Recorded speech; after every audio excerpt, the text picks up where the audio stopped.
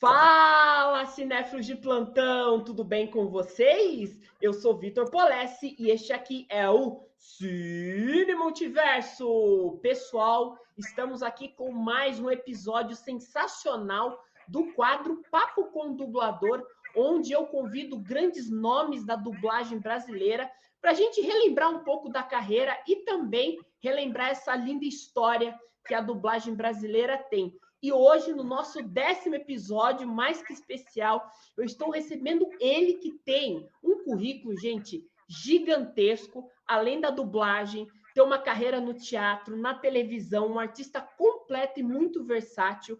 Ele que é a voz de grandes personagens do cinema, ele que é o Dr. Grant do Jurassic Park, ele que foi o Snarf dos Thundercats.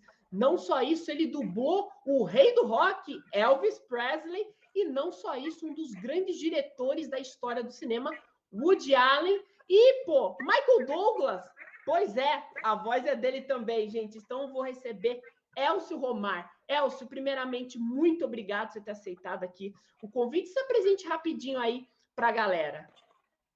Bom, gente, sou Elcio Romar, estou há 52 anos nessa vida, né, entre teatro, televisão e dublagem, e ainda estou aqui, graças a Deus, fazendo meus bonequinhos aí, colocando a minha voz nas personagens que me são dados.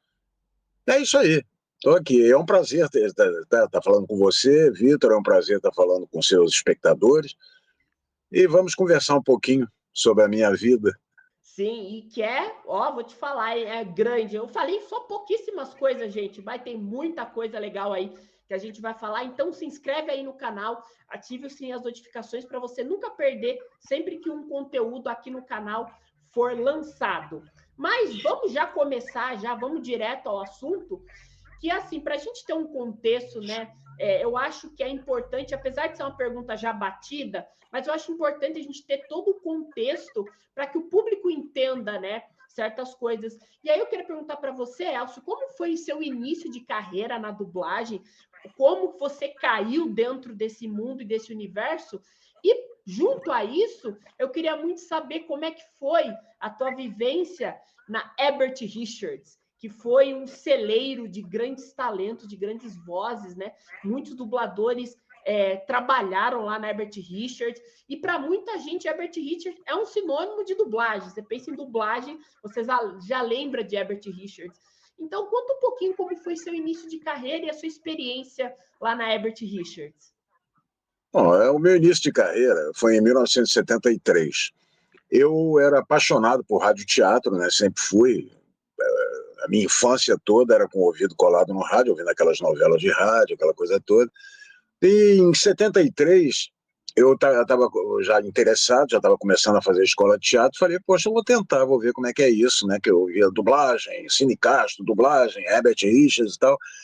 Aí a Herbert Richards, na época, não estava aceitando fazer teste com ninguém e tal. Então eu fui na Cine Castro. Cheguei lá, fiz o teste, com uma semana eu já estava dublando um fixo lá de um seriado que não é da época, nem dos pais de vocês, que era chamado Ultraman, que era um seriado japonês. E eu comecei a dublar, e por incrível que pareça, rapaz, o primeiro filme que eu dublei foi um filme do Elvis Presley, mas não dublei o Elvis, eu dublei um dos amigos do Elvis, que ficava dentro de um trem, se eu não me engano era Saudades de um Pracinha, que até hoje passa com essa dublagem de 52 anos atrás. Então eu dublei um dos amigos dele e depois, anos depois, eu acabei vindo a dublar aí uns 5 ou 6 filmes do Elvis. Então foi esse o meu início. Aí da Cine Castro, no ano seguinte, 74, eu fui para Herbert Richards. E fiquei na Herbert Richards, né? Fui dirigir lá, e quando me aposentei lá, entendeu? Na Herbert. Foi um celeiro de dubladores, era uma casa maravilhosa. Não existiu e nem vai existir uma dubladora igual a Herbert Richards. Então fui para lá e fiquei lá dublando, mas assim, eu dublava e de repente tinha uma peça de teatro que eu tinha que viajava, aí parava. Aí voltava, aí o seu Herbert me readmitia, aí eu ficava de novo lá, eu era funcionário da Herbert. Aí daqui a pouco, outra peça, eu viajava, o seu Herbert ia ao desespero. Pelo amor de Deus, de novo! Ô, seu Herbert, eu não posso perder essa e tal. Ele gostava muito de mim, e eu dele. Então, toda vez que eu tinha peças com teatro que eram interessantes, eu viajava e tal, depois eu voltava e ele me readmitia. E assim foi. Até que chegou uma determinada época que eu comecei a dirigir lá, né? Dirigi muitos anos lá também. Aí chegou também um tempo que a Herbert já estava né, numa decadência danada, infelizmente. Aí eu digo, pô, eu já tinha tempo para me aposentei antes dos 35 anos, né, com 33 anos e pouco, tinha meu tempo de aeronáutica e tal, aí isso tudo contou e eu me aposentei. Mas continuei dublando. Dublava lá, inclusive, uma série antiga do Super-Homem, Superman e tal, e dublando nas outras casas, né? E assim é assim até hoje. Nossa, que legal. Depois eu tenho até uma pergunta sobre essa questão, sobre a conciliar o teatro com dublagem e tudo, né? Porque são vários lugares diferentes, né? E tudo. Eu vou ter uma pergunta bem separada sobre Tá bom. isso. Mas eu quero aproveitar, Elcio, você falando desse período, dessa época, eu já queria puxar se você não tem alguma vivência, alguma história que você viveu de bastidores na dublagem, que você gostaria de compartilhar com colegas de profissão, que eu acho muito legal quando o dublador tem essas histórias, né?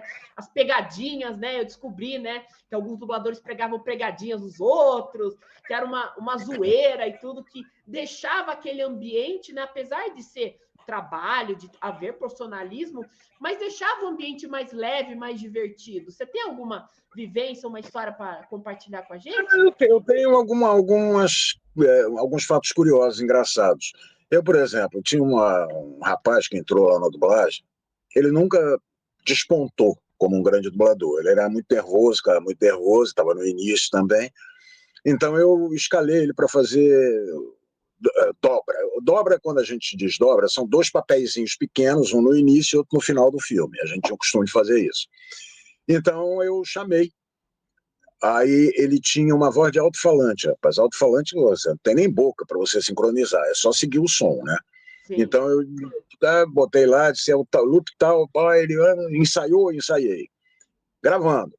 Aí eu tô lá fazendo um papelzinho, né? O papelzinho do cachê, nem me preocupei em ver, não tinha boca e tal.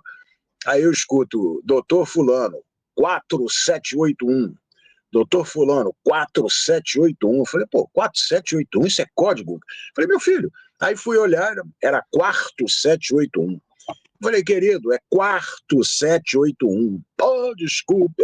Agora o pior foi a dobra, porque ele fazia um mensageiro, aí, gravando aí, tome que isto é meu. Falei, o quê, meu filho? O cara é um mensageiro, tome que isto é meu. É, tome que isto é seu, cara. Tá escrito aqui. Pô, cara, tu não saber dublar, tudo bem. Agora não saber ler. Então, coitado, ele ficou todo nervoso, mas depois eu acalmei ele, chamei ele para fazer outras coisas e tudo. Mas isso aí, tinha também aquele, cara. Atenção, por favor, uma ambulância. Era uma ambulância. Por favor, uma ambulância. Ele, por favor, uma ambulância. Ih, não deu. Falei, de novo. Por favor, tiro, por favor, bota só uma ambulância. Uma ambulância. Ih, não deu. Pô, então bota só ambulância, ambulância. Ambulância. Eu digo, não precisa mais fazer, não. Não, deixa que eu faço. Pode ir embora, obrigado e tal, entendeu? Porque, pô, tinha umas coisas dessas na dublagem para a gente que também não vingou, né? Não vingaram porque não sabiam dublar, né? Então, essas coisas curiosas que a gente passa, né? Principalmente dirigindo. Sim. Mas era muito prazeroso, aquilo era uma família. Sim, Era sim. uma família. E também, né, Elcio, a época que você viveu na dublagem era a época que vocês dublavam juntos, né? Então, vocês tinham essa união também, né? Então, quando você ia dublar uma coisa, você tinha o seu colega do seu lado, dublando junto, né? E era legal, porque também era uma dinâmica diferente do que há hoje em dia, né? As coisas mudaram. Hoje em dia, né, se a gente parar para pensar, a dublagem ela é muito mais individualizada, né? Porque é você, seu equipamento, às vezes com os home studios aí, e antes, não, antes você tinha que ver o outro, às vezes você tinha que tomar cuidado para você não atrapalhar o outro. Então, essa dinâmica mudou muito. Eu queria perguntar para você, como você enxerga essa mudança, né, que teve da dublagem de antigamente para a dublagem de hoje, nessa questão técnica também? Hoje em dia é muito mais apurada a dublagem, porque cada um dubla a sua parte, né? Você dubla sozinho, então o mixador pode equalizar a sua voz, equiparar a sua voz com as outras, entendeu? Então não tem problema. Hoje é muito, muito mais evoluído esse sistema. Antigamente não, antigamente nós tínhamos 2 canais apenas, então um tinha que fazer todo mundo. Então os filmes do Woody Allen, por exemplo, ele reunia, o Woody Allen é um bando, Hannah e suas irmãs, por exemplo, é um filme que tinham 5, 6 pessoas na bancada, dublando ao mesmo tempo, entendeu? Então o operador lá, o mixador, ele tinha que organizar as vozes para que vozes não, né, ultrapassassem as outras, né, sobressaíssem sobre as outras. Então ficava. Agora, eu vou dizer um negócio para você, com toda essa dificuldade, que era uma dificuldade, a probabilidade de errar era muito maior, porque você, uma pessoa errando, tudo bem. Agora, 6 pessoas, vai ter alguém que vai errar também, né? Então tem que voltar tudo de novo e tal. Então, com toda essa dificuldade, não, eu fico vendo aí, ouvindo as dublagens de antigamente, não ficam nada a dever as dublagens de hoje, com toda a tecnologia que tem. Entendeu? São dublagens maravilhosas. Eu mesmo vejo filmes que eu dublei há 40 anos atrás, com uma qualidade de som maravilhosa. Maravilhosa.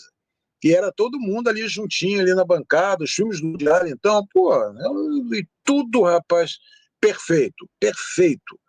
Agora, hoje em dia, claro, a diferença é brutal, né? Até porque a qualidade de som também evoluiu, né? Então, não só essa coisa de você dublar sozinho, como também a qualidade do som, o apuro do som ficou muito maior. É apenas isso. Sim. Mas eu vou falar uma coisa para você. O elenco de dublagem que nós tínhamos, né, antigamente, eram umas vozes que é impressionante, né? Tipo, anos 80, anos 90. A minha fase foi mais os anos 2000, mas mesmo assim, peguei uma safra de grandes vozes na dublagem e que são vozes que você se sente falta, sabe? São vozes muito marcantes, são vozes que, tipo, pô, um Jorge Ramos da vida, sabe? Com aquela voz, sabe? Então, rapaz, tem assim, pessoas. As pessoas que dublaram lá na época, no tempo que eu cheguei em 70, que todo mundo veio do rádio teatro, são insubstituíveis. Insubstituíveis. Você não encontra mais aquele celeiro de dubladores que você teve a oportunidade de ver quando você dublava na época. Era um celeiro, eu aprendi muito com essas pessoas. Né? Ninguém tem mais um Magalhães Graça, o Walter de França. Nossa, se eu for desfilar aqui, eu vou ficar horas aqui falando sobre esses dubladores maravilhosos que povoaram a minha vida, né, e a vida de vários, né, porque você hoje em dia você ainda tem a oportunidade de ligar a televisão e ouvir essas vozes maravilhosas, interpretações maravilhosas, né? Não que hoje não tenha também essa reposição, tem uma reposição, tem gente muito qualificada, só que não da maneira que era. Isso aí, sim, da maneira que era, nunca vai haver, entendeu? Até porque, rapaz, as vozes mais pesadas, como a minha, a do Hélio Ribeiro, a do Alfredo Martins, essas vozes estão se extinguindo, né? Estão acabando. E as pessoas que estão entrando são pessoas jovens, né? Que não alcançam esse tipo de voz, quer dizer, não fazem personagens com mais de 50 anos, né? Sim. Então, esse é o grande problema. E lá nessa época da época, nossa senhora, era de 30, 40, 50, 80, você encontrava dublador para tudo. Hoje, sim, é difícil. E não que tenha dubladores talentosos novos no mercado, tem sim, tem muitos dubladores bons, mas a gente sente que a safra, né, a grande safra é a safra de antigamente, né? Porque era essa versatilidade, né, Elcio, de você pegar vários papéis, de você saber, né, ser meio camaleônico, né? O dublador também tinha uma vibe meio camaleônica e se ajustar, né, ao que o personagem pedia e tudo isso era muito, muito legal, muito fascinante, né? E aí eu quero aproveitar que a gente falou um pouco de grandes nomes, né, da dublagem brasileira, e assim, na época que você começou, eu queria saber quais dubladores marcaram muito a sua trajetória, dubladores que, pode ser dubladores que já faleceram, dubladores que estão vivos, seus dubladores que acabaram se tornando grandes amigos seus, que é uma coisa legal, né? Quando a gente descobre, né, essa unidade, essa família. Quais eram o dublador ou dubladores que te inspiraram, que se tornaram seus amigos pessoais? Como que é? Rapaz, eu quando entrei na dublagem, muitas daquelas vozes eu ouvia no rádio, então eu até me emocionava, entendeu? Porque o Castro Gonzaga, por exemplo, que ele ficou até pouco tempo na dublagem depois que eu entrei, mas tornou-se um amigo meu para a vida toda. Fizemos novelas juntos, nos divertíamos muito juntos, frequentávamos as nossas casas. Castro Gonzaga foi uma pessoa maravilhosa. Milton Gonçalves também. Era muito meu amigo, fizemos dublagem junto, ele também ficou pouco tempo e tal, mas lugar. Agora, as outras vozes, nossa senhora, eu aprendia com ele, Jomério Pozzoli, Walter de França, que também foi um grande amigo, pessoa maravilhosa, Domício Costa, oh, rapaz, Telmo de Avelar, entendeu? O Ribeiro Santos, o Jorge Ramos, que era, para mim, a voz mais bonita, junto com a do Márcio Seixas, né? Que o Márcio Seixas, quando nós começamos juntos.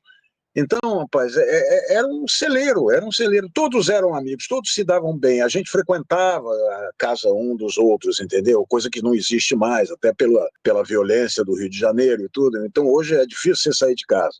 Mas naquela época não, naquela época a gente frequentava, ia para casa um do outro, bater papo, batia papo depois da dublagem, ia para um barzinho que tinha ali, ficava conversando, era muito prazeroso. Pô, que legal, que bacana. E grandes nomes que você citou, né? Pô, grandes nomes aí da dublagem, né? Nomes que, meu, quem vive dublagem, né? Quem acompanha muito dublagem, são nomes que, tipo, a voz fica, né? Pô, o Jorge Ramos, eu entrevistei muita gente que falou muito do Jorge Ramos e da importância dele para a profissão também, que ele foi um cara que lutou muito pelos direitos dos dubladores. Foi. A Sumara Luiz também foi uma outra que trabalhou muito, né, pelo direito dos dubladores. Então a gente também teve grandes nomes que ajudaram muito na profissão, né? A profissão a ter esse reconhecimento que ela tem hoje, e que hoje, assim, na época, né, os anos 80, 90, o dublador não era tão conhecido, a voz era conhecida, mas não tinha a questão de, tipo, de saberem quem era, né? Com o advento da internet, das redes sociais, a gente começou a ver os rostos dos dubladores, que até então o dublador era só voz, né? Era um trabalho anônimo, né? Era um trabalho anônimo. Hoje não. Sim. Hoje ficamos famosos. Sim, e o mais engraçado, né, Elcio, nessa questão toda, é que quando você via um dublador em uma entrevista lá nos primórdios, você pensava que a pessoa está sendo dublada, né? Eu tinha muito essa impressão. Quando eu via um dublador, eu falava, esse cara está sendo dublado, porque a gente não tinha essa associação da voz com a pessoa, porque antes o dublador era uma voz, tipo, o dublador não tem rosto, não vive, não, sabe? Mas era uma coisa engraçada, isso fazia parte da mística, né? E também quando tinha aquelas intervenções nas ruas, né? Quando você ia para algum lugar, assim, aí eu ouvia só, te conheço, essa voz é de algum lugar, né? E você não conhecia a pessoa, mas a voz você conhecia, né? Então Até hoje, até hoje. Sim, Até é um hoje, você fenômeno. chega num lugar, você começa a falar, e você dubla, né? Você é dublador, né? Só abriu a boca, falou, alguém reconhece, rapaz. É impressionante. Sim, sim. Agora, Elcio, antes de eu chegar àquela pergunta que eu já tinha falado, eu quero perguntar para você, nesses anos de profissão de dublagem, né? Dublar é um processo bem complexo, né? Porque você tem que lidar com vários elementos, né? Você tem que perceber a interpretação do ator ou do personagem, você tem que entender o tom, você tem que ter o sincronismo, você tem que prestar atenção, você às vezes tem que ler o texto, você tem que ter todo esse jogo, né? Eu queria perguntar para você o que é mais difícil na dublagem para você, no seu processo pessoal, qual que é a sua dificuldade quando você vai dublar, assim? Você tem alguma dificuldade? Não, rapaz, nunca tive, não, sabe? Eu vejo a dificuldade dos outros. Né? Eu nunca tive essa dificuldade, porque eu tenho uma leitura dinâmica, eu tenho facilidade de consertar um texto, eu já vou, mas eu ensaio, né? Eu não tenho esse negócio, não vou ensaiar, nada disso, porque né, isso aí ninguém é gênio, né? Então você tem que ensaiar, corrigir direitinho, blá, blá, blá e tal, e quando manda, aí você manda geralmente certo. Agora, eu vejo a dificuldade de outras pessoas quando as pessoas não têm uma leitura dinâmica, porque você tem que ter uma leitura dinâmica para você poder acompanhar no texto o que o cara está falando, entendeu? E eles falam muito mais rápido do que a gente. Então aí você tem que saber o que você tem que cortar no texto sem mudar o sentido da frase, entendeu? O que você tem que acrescentar no texto que não altere também o sentido da frase. Então, essas dificuldades eu vejo com outras pessoas. Eu, graças a Deus, nunca tive, não. Eu chego lá, leio, pô, ensaio, e olha que eu dublo, porque quando você dubla um filme americano, francês ou espanhol, você ainda tem a referência da língua.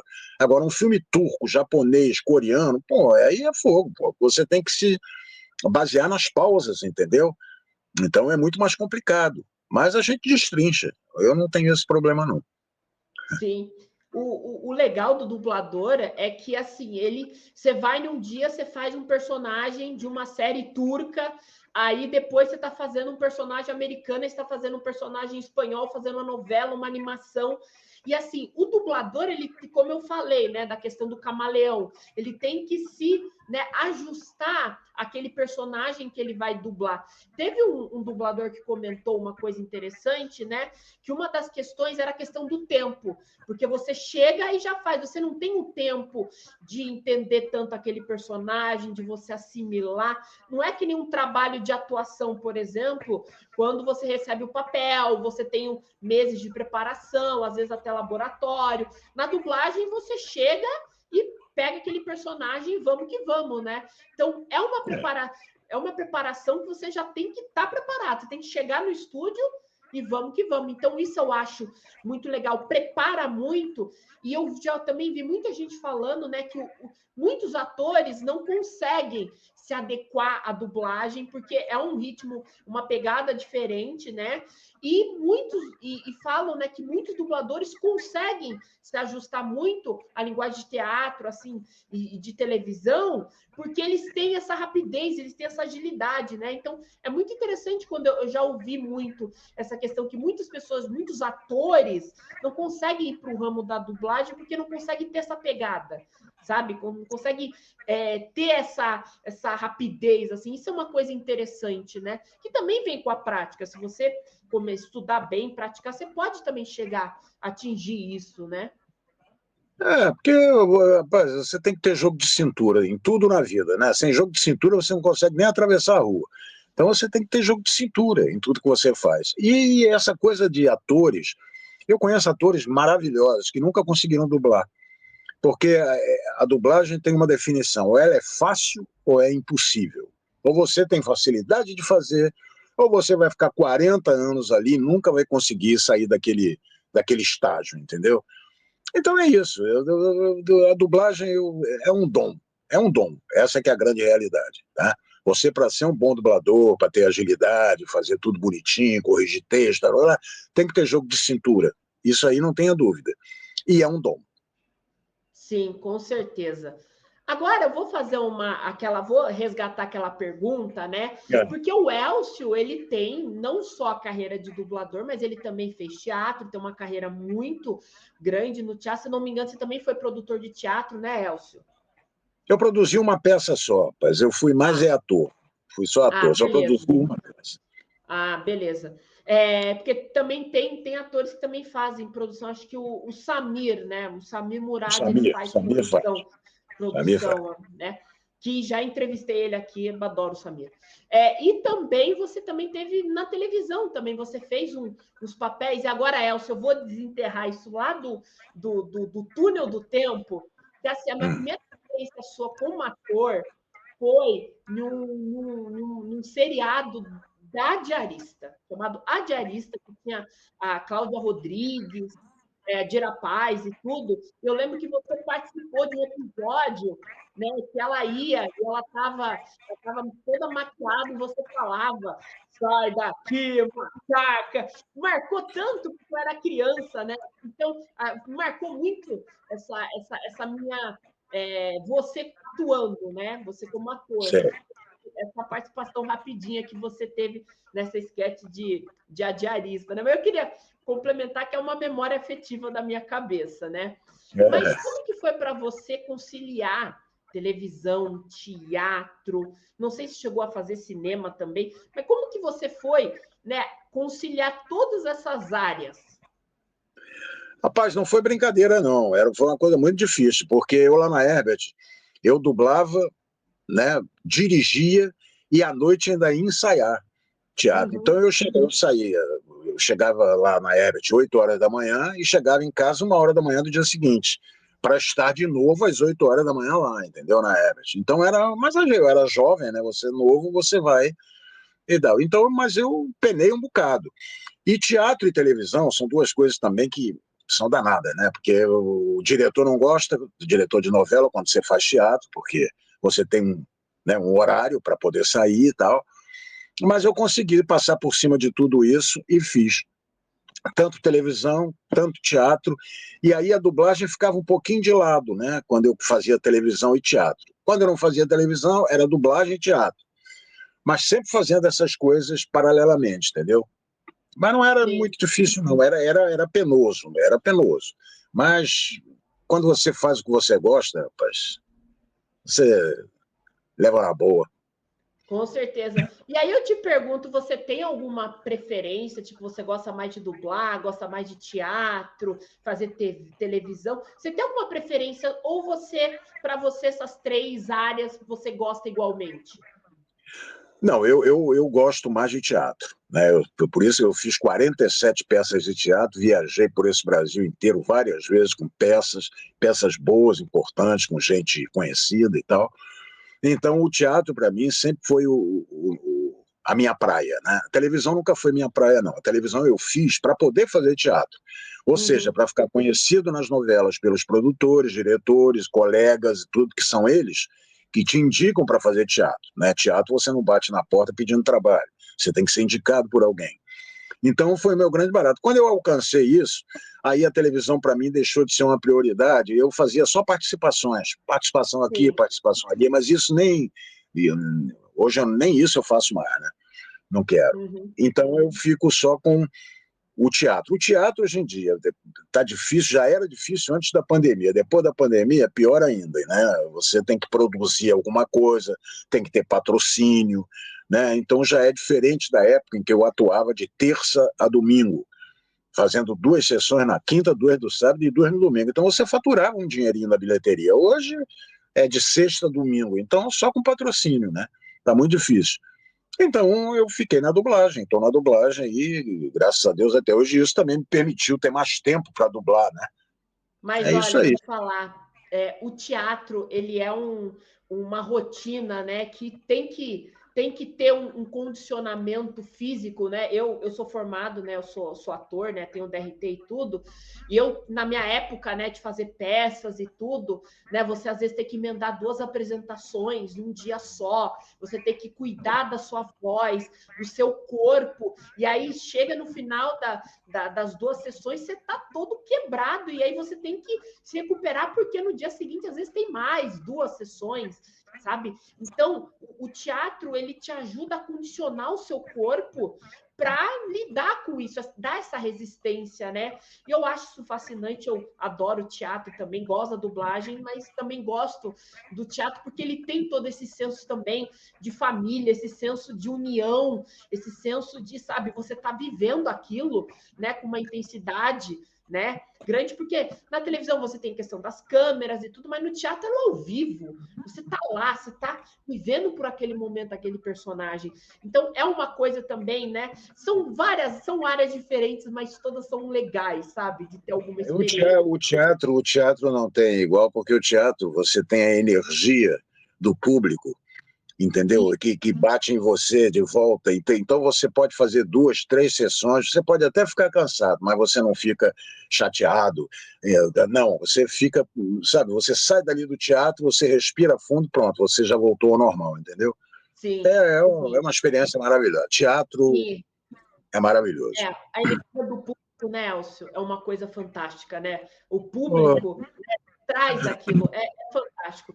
Antes da gente começar a falar dos seus trabalhos, eu vou ter uma última pergunta opinativa, que é assim, nessa vasta carreira que você tem, né? Como a gente disse, tem várias coisas, né? Às vezes é desenho, filme, série, novela turca, novela mexicana, não sei o quê. Tinha alguma mídia que você gostava, mas tipo, via um desenho e falava, pô, maneiro, gosto de desenho. Ou, eu prefiro mais filme. Quando era filme do tal ator, eu gostava mais de fazer. Você tinha alguma preferência de alguma coisa? De algum estilo e tudo? Eu gosto muito do estilo do Woody Allen.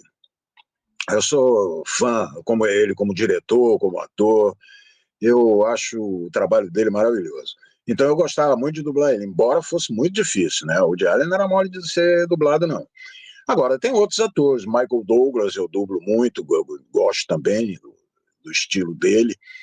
E algumas séries. A série, por exemplo, tinha uma série que eu dublava, rapaz, que eu era apaixonado por ela. Pena que o SBT não quis mais, mas ela chamava-se O Homem que Veio do Céu. Era uma série maravilhosa, maravilhosa. Eu me emocionava, inclusive, dublando. Era incrível. E vários outros, nossa, vários longa-metragens, porque às vezes você chega no estúdio, você não sabe do que se trata, né? Uhum. Aí você olha lá, aí tem William Holden, para você dublar Crepúsculo dos Deuses, que é um clássico do cinema. Você nem sabe, eu nem sabia que eu ia dublar o cara, pô. Eu cheguei lá, pá, eu e a Neuza Tavares, que era uma dubladora já falecida, maravilhosa, dublando a Glória Swanson. Rapaz, que filme lindo. Outro dia eu vi na televisão. Eu disse, pô, eu vou ver esse filme de novo. E eu dublei em 82, 83. Você vê, né? 40 e poucos anos atrás. Dublagem maravilhosa. Filme maravilhoso. Então, quando você vê o resultado desses trabalhos, aí você diz, opa, que maravilha. Abracei a profissão certa. Aquilo era um elefante branco. O tipo de casa das pessoas loucas do cinema dos anos 20. Uma casa abandonada tem um ar infeliz. Poxa, eu preciso procurar, então, essa dublagem do Crepúsculo dos Deuses para assistir, porque até hoje eu só achei legendado esse filme. Eu quero ver o Elcio agora dublando o Crepúsculo dos Deuses. Eu vou procurar, hein? Eu vou tentar procurar aí. Volta e meia passa lá no Telecine Cult. Telecine Cult é que passa isso, entendeu? Aí Bacana, passa. bacana. Já que a gente já começou a falar, né, sobre o Michael Douglas e o Woody Allen, eu vou começar falando desses trabalhos, né? E aí depois a gente vai para os próximos. Primeiro do Woody Allen, né? Você falou que o Woody Allen ele era muito difícil, né? O Woody Allen ele é um dos, né, artistas de Hollywood, né? Assim como o Clint Eastwood, que conseguiu consolidar uma carreira tanto na atuação como na direção, né? Ele dirigia os filmes dele e também atuava, né? Aí eu queria perguntar para você como que foi a primeira vista do Woody Allen, né? Quando o primeiro, se você tem recordação do primeiro filme do Woody Allen que você dublou, e sobre a tua experiência no Noivo Neurótico, Noiva Nervosa, que é um dos filmes mais comentados, né, do Woody Allen, muita gente fala sobre. Para você, qual foi o primeiro? Você lembra qual foi o primeiro filme do Woody Allen que você dublou e como foi o processo de dublar ele? Rapaz, eu um dia estava lá na antiga Telecine, ali na cidade, e eu fui o Walter de França era o diretor, o Walter de França falou, chegou um filme do Woody Allen, será que você consegue fazer uma voz para ele? Aí eu fiz, aquela voz fanhosinha e tal, aí ele falou, pô, tá legal, agora esse filme chamava-se A Última Noite de Boris Grushenko, que era um filme do Woody Allen. Depois desse, eu dublei tudo que você queria saber sobre sexo, tinha medo de perguntar, depois o Dorminhoco, e aí foi. Noivo Neurótico, Noiva Nervosa, vários filmes dele. Mas eu adorava dublar, por causa do humor dele. Agora ele é muito difícil, porque ele gagueja muito, né? Ele gagueja, fica. Pô, eu que pegar aquele gaguejado todo, mas eu, sei lá, me virava, conseguia pegar e fazia. E adorava, adorava. Tem aquela velha piada. Duas velhas estão passando as férias na montanha. E uma delas diz: Nossa, a comida desse lugar é realmente horrível. Você incorporava o Woody Allen, pô. Você era o Woody Allen brasileiro, Elcio. Você era o Woody Allen brasileiro, pô. Se ele soubesse, aí, ele caía de pau em cima de mim, porra. Que ele é esquisito pra caramba. e depois dele, né, tem o Michael Douglas, né, que você também fez vários trabalhos do Michael Douglas, mas teve um que me marcou, que é o Atração Fatal, né? Porque a Atração Fatal é o que eu mais gosto.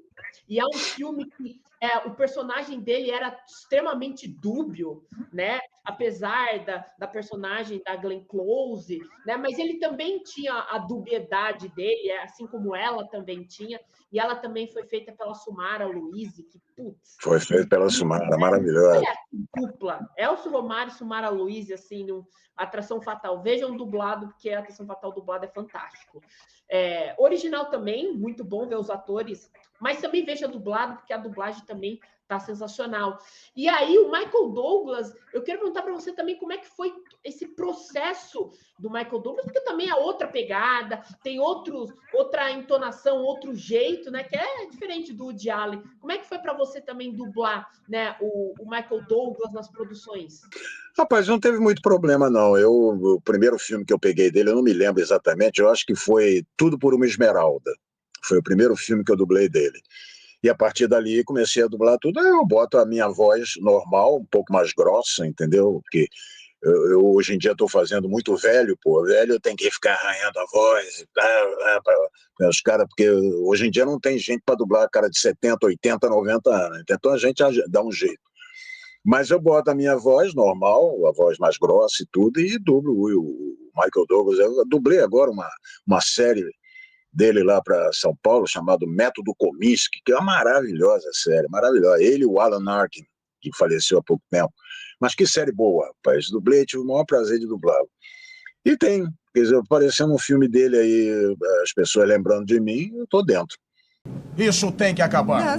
Será que você não entende? Acabou, tá? Acabou, não há nada entre nós. Precisa de ajuda. Não me diga e de um psiquiatra. É isso aí, gente. É isso aí.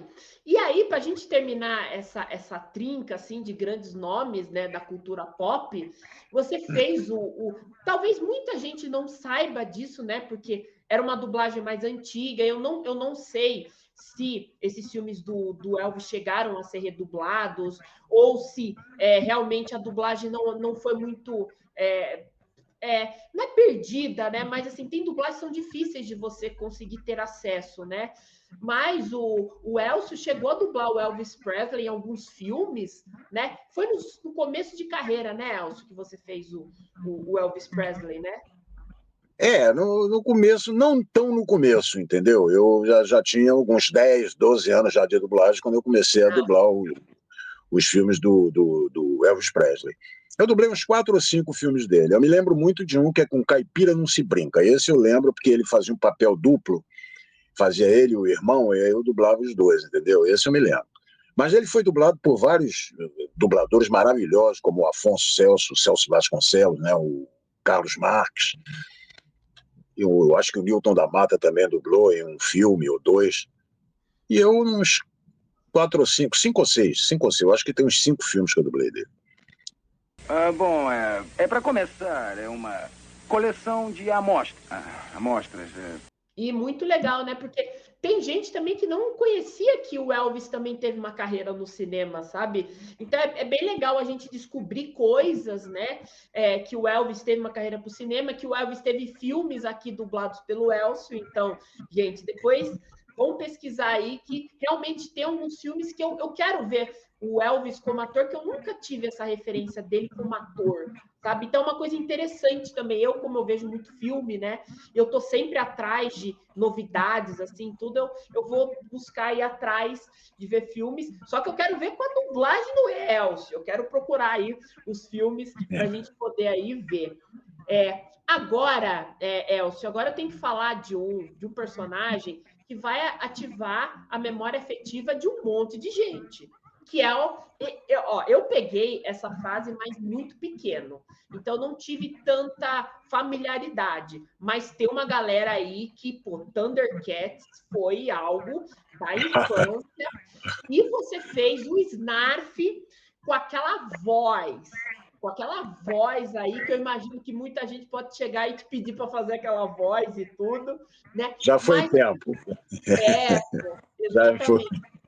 Eu quero perguntar para você como é que foi, né? Porque é um completamente diferente do que a gente já mencionou, né? A gente estava falando Michael Douglas, Woody Allen.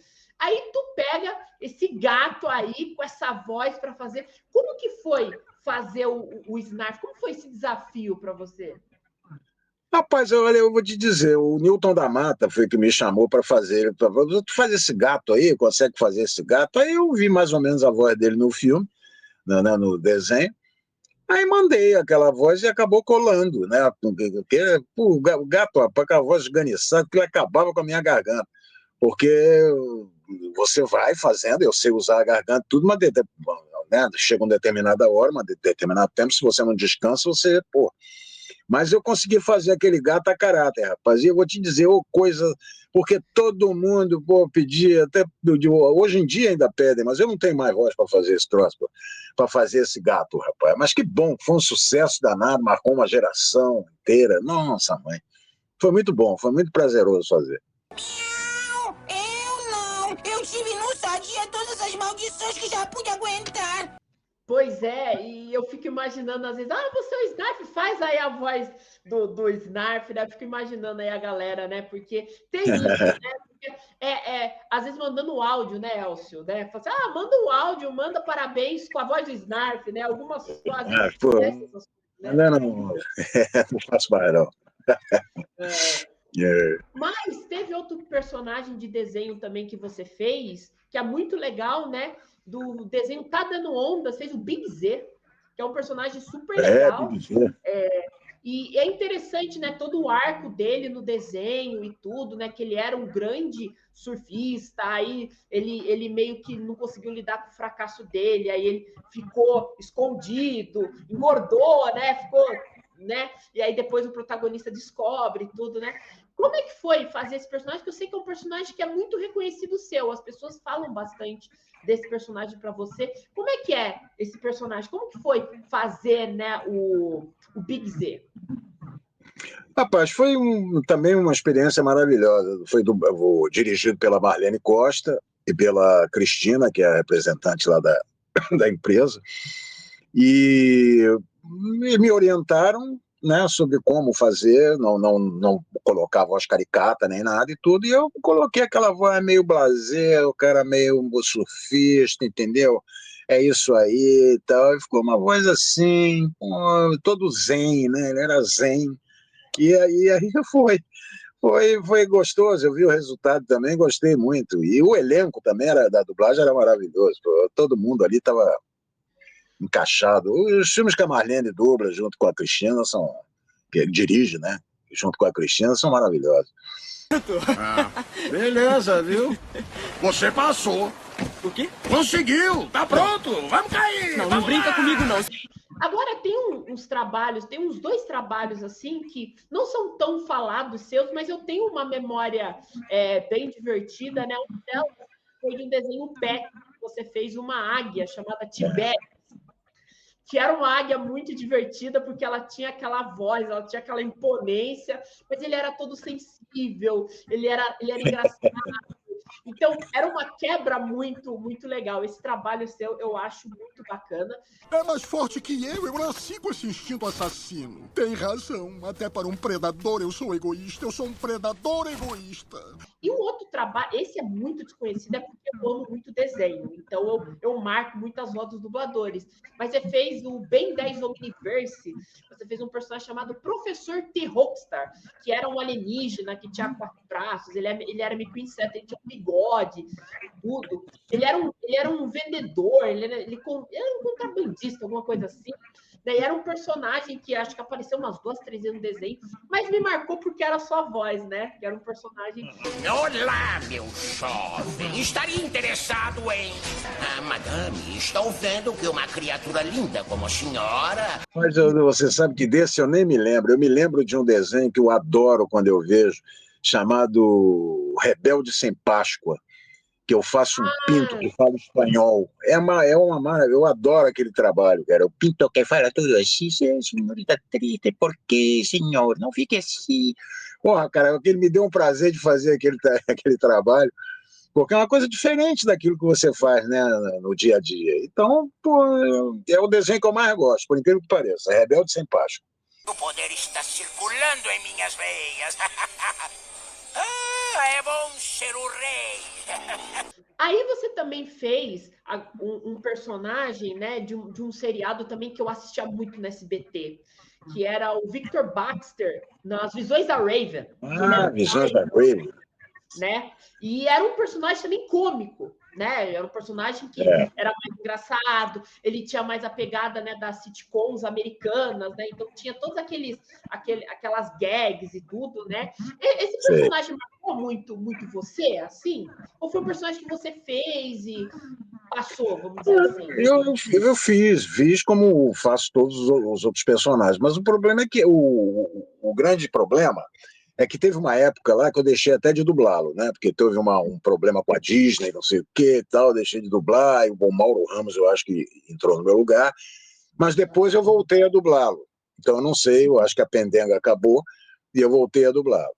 Mas me dá um enorme prazer até pela repercussão que tem, porque tem muita gente que assiste essa série, entendeu? Que gosta, os adolescentes e tal. Então, pela repercussão, eu fico lisonjeado, grato até, e gosto de dublar ele, eu acho interessante. Eu sei que você tá tramando, Ed Thomas.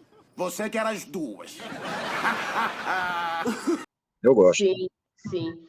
Mas olha, Elcio, eu vou pegar esses dois papéis juntos, porque são duas atuações muito marcantes. Uma delas, inclusive, venceu até o Oscar, que você fez do Django Livre, que você fez o Christopher Waltz. Né? Django, Que ele até venceu o segundo Oscar da carreira dele, né? Que é um personagem também muito legal também. Eu gostei muito da tua dublagem lá.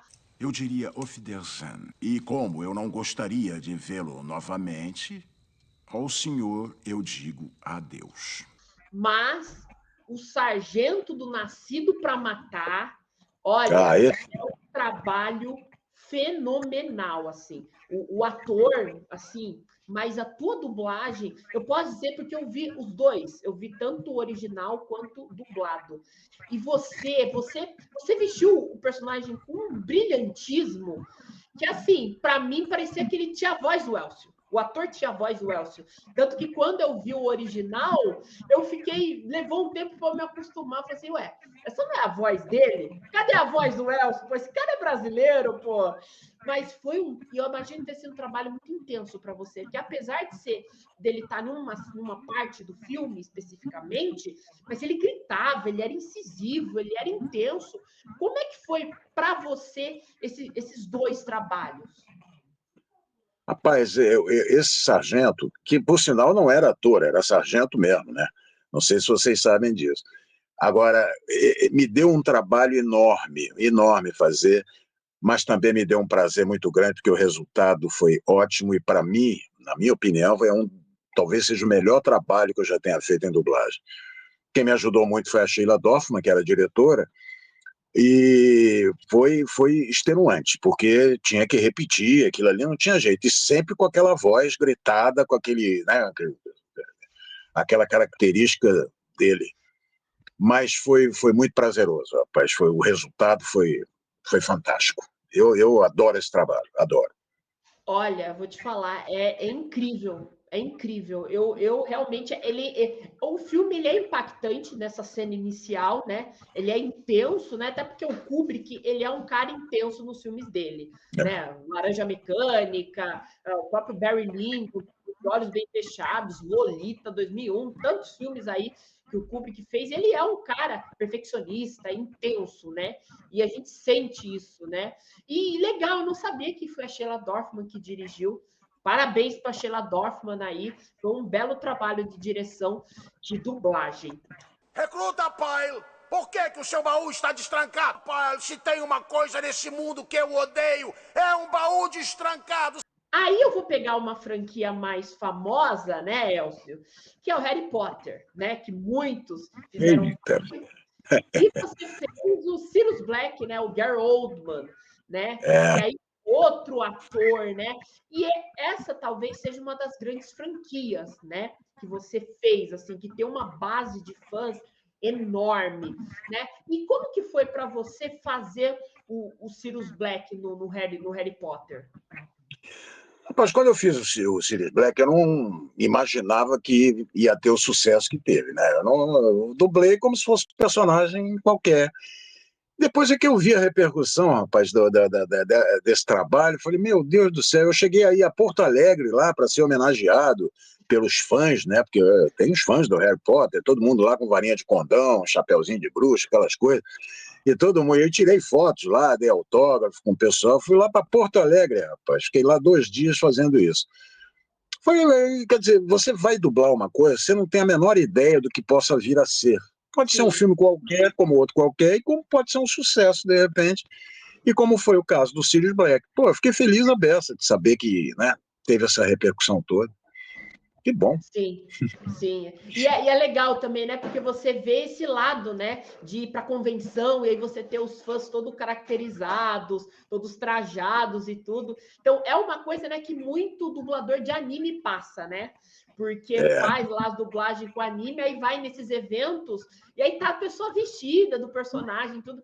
É uma coisa, assim, muito interessante, né? Quando o dublador vai vivenciar esse resultado do trabalho, né? Isso que eu acho legal, né? O quanto o trabalho do dublador impacta uma geração de pessoas, né? E as pessoas criam essa memória afetiva, né? Muitas vezes saem da depressão porque teve essas experiências com a dublagem. Então é uma coisa muito fantástica, assim, né?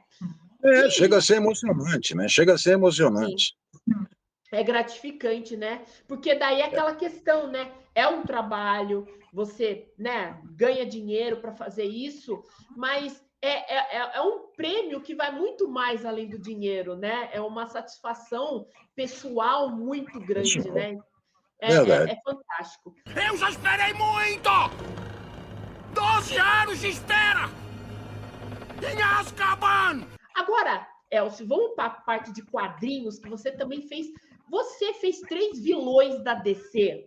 E 3 grandes vilões da DC Comics, inclusive 2 do Batman, né? O primeiro deles foi o Charada na Batman Animated Series, que também é outro desenho com elenco de dublador impecável. É Isaac Bardavi, Sumara Louise, Marlene Costa, Márcio Seixas. Meu, é um elenco de ouro, aquela dublagem. Você fez, né, o Charada, né? Depois você foi no desenho da Liga e você fez o Vandal Savage, que é outro grande vilão da DC Comics, né? Que é outro personagem. Inclusive, teve uns tempos aí que eu vi o episódio do Vandal Savage, aí eu ouvi a sua voz, foi muito legal. Eu nem lembrava que você tinha feito o Vandal Savage no desenho da Liga da Justiça. E, por fim, você fez Ra's al Ghul, Liam Neeson em Batman Begins, que também foi um trabalho também, né, que ele era um tutor, né, do Batman, né, que ele meio que trilhou ali os caminhos, aí depois eles tiveram os conflitos, porque um tinha visões conflitantes sobre como resolver certas coisas.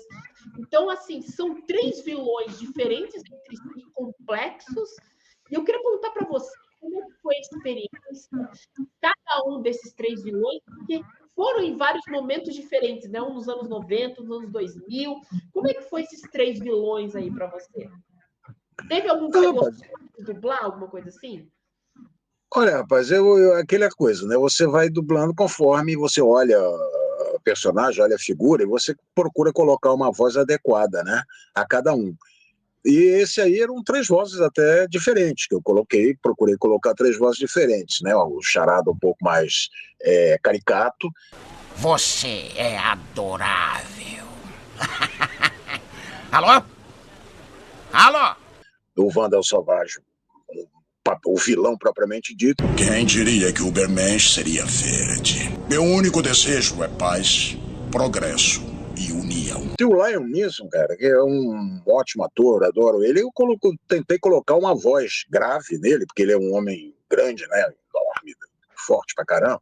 Então eu procurei colocar uma voz nele, uma voz mais grossa, assim, e tal, né?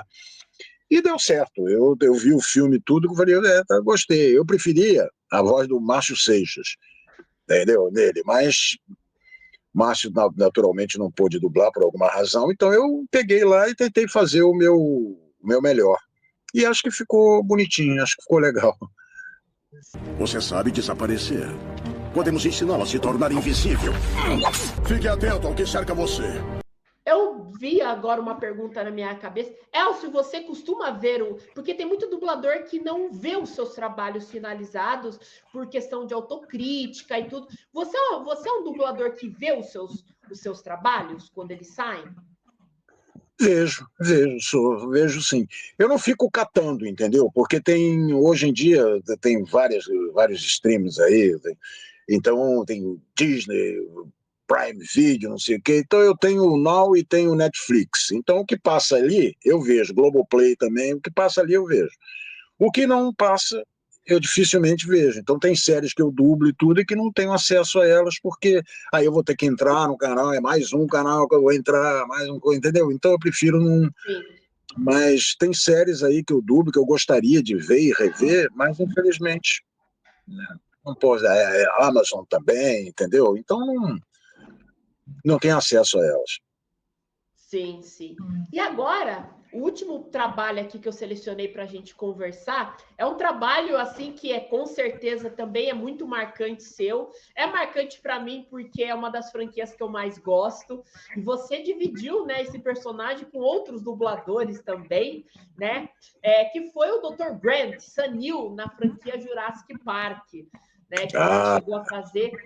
Você fez a redublagem, que eu tenho acho que a primeira versão que saiu foi a versão Alamo, que tem a versão do DVD, que foi a versão que eu cresci, no caso, assistindo, que era o dublador, nossa, me fugiu o nome dele, do primeiro dublador do Dr. Grant, que eu acho que ele é de São Paulo, se eu não estiver enganada, eu coloco o nome dele aqui.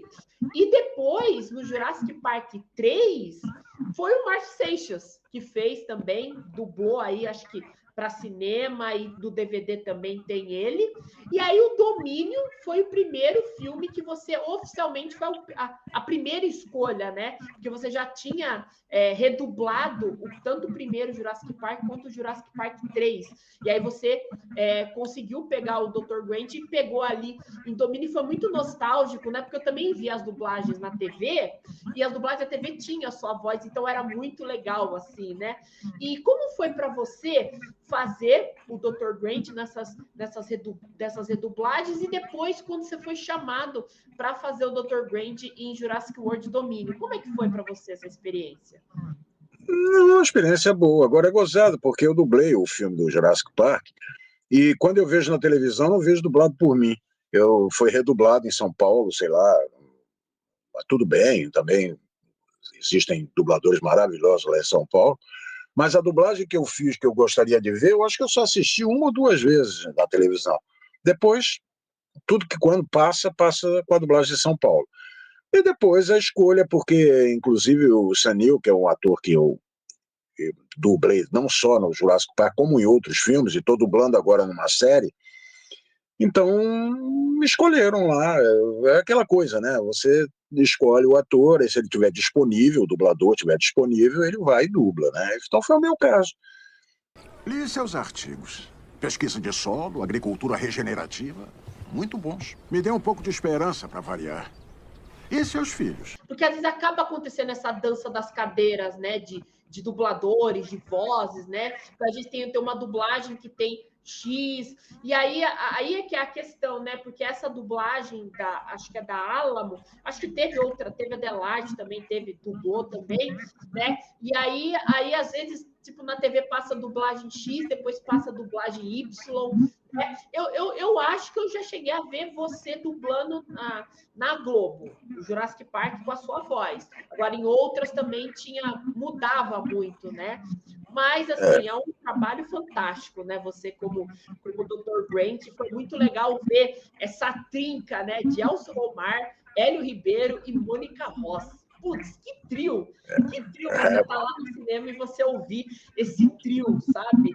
E para mim é fantástico. Eu que sou fã da franquia, e eu fui ver o Jurassic World pô, foi maravilhoso ver essas vozes, a gente cresce assistindo. E eu também, né? Como era fã, eu torcia para ver o trio de volta, né? E quando eles voltaram com aquelas vozes, foi para mim maravilhoso, foi para mim sensacional. E esses tempos aí eu entrevistei o Samir, que é a voz do Dodson. Então estou indo atrás aí do elenco de Jurassic Park, né? Já consegui 2, vou atrás aí de mais 2 aí para para as nossas entrevistas, né? Mas é isso, gente. Foi os trabalhos aí do Elcio. E agora, né? Eu vou soltar a última pergunta para o Elcio, né? Essa pergunta eu estou fazendo com todos os dubladores, aí eu quero saber qual que é a visão dele nessa pergunta final. Elcio Romar, o que dublagem significa para você em apenas uma palavra? O meu trabalho, tudo. Tudo? É tudo? Tudo. É o meu trabalho. Eu sobrevivo graças a isso. Que maravilha. Então, segundo Elcio Romar, dublagem significa tudo. É maravilhoso, assim, cada dublador traz a sua resposta e tudo. Eu acho fascinante, né? O que a dublagem significa para cada um, né? Eu acho isso fantástico. Então, gente, é isso. Essa foi a entrevista. É claro, né, que em uma hora não dá para a gente falar tudo sobre a enorme carreira do Elcio. Então, se vocês quiserem, eu posso trazer aí o Elcio no futuro para a gente falar de outras coisas, sobre teatro, experiência com televisão. Pô, tem um monte de coisa aí. Pô, a gente tem que, né, falar, né, sobre várias coisas, especialmente o teatro, que é uma área muito importante e que merece, né, ser falada, merece ser reverenciada, porque é o berço de tudo, o teatro. Né? Mas, assim, eu quero agradecer demais, Elcio. Para mim foi uma honra conversar com você, trocar essa ideia, a gente conversar sobre os seus trabalhos e tudo. E deixa aí a sua mensagem final aí, mas eu estou muito feliz, eu estou muito agradecido. Obrigado mesmo, de coração. Meu querido, o prazer é todo meu, foi todo meu. Poxa, muito obrigado. Foi uma entrevista muito gostosa. Um abraço grande para você, para todos os seus espectadores.